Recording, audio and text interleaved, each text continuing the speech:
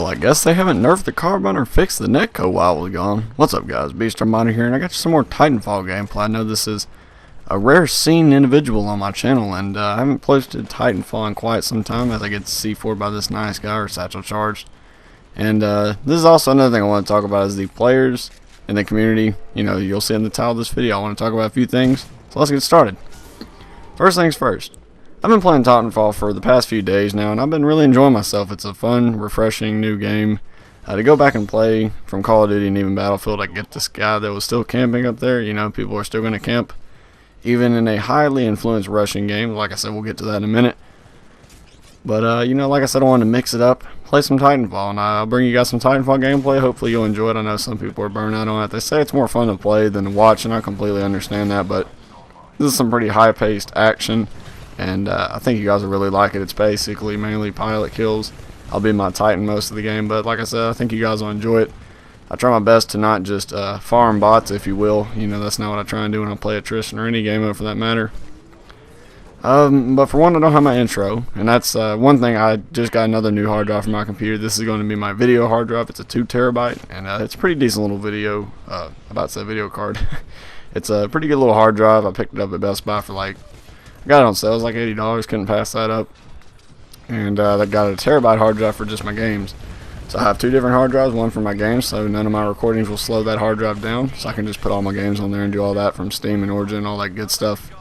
And then I got my hard drive for all my files for recordings and stuff. I'll try not to fill this one up. I'll try my best to keep it maintained and managed.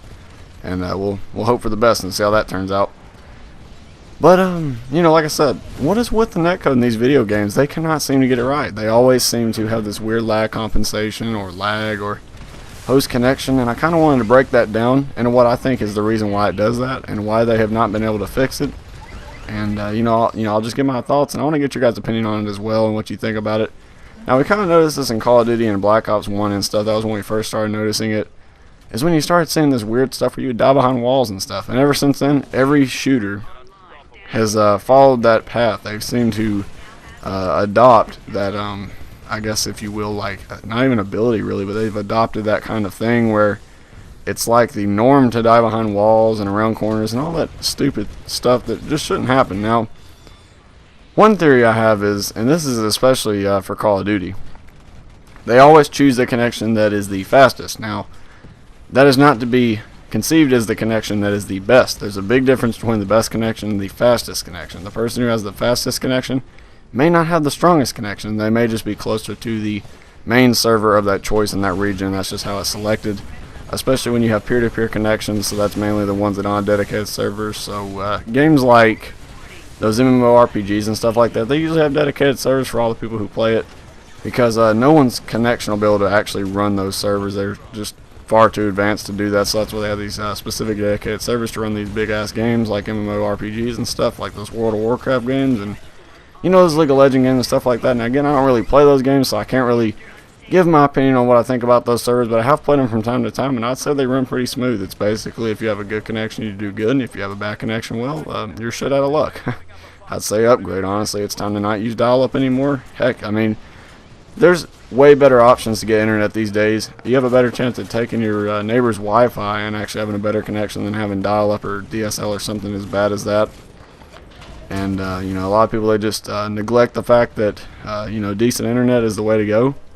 I understand if you can't afford it, but somehow you managed to afford a $400 console, so it kind of makes sense. Not really, it doesn't make any sense, but to each is their own. You know, if you can imagine somehow managing to scrape $400 together to get a $400 console or whatever, or a $1,000 PC or something, and you just somehow can't afford you know, pay an extra $20 a month for a lot better internet, I guess that makes sense, right? It makes a lot of sense, sarcasm included, by the way. I just don't get why people don't choose to just pay a little bit extra a month and get you some really solid internet. You'll make people's lives a lot better. You'll make people that actually have good internet not suffer.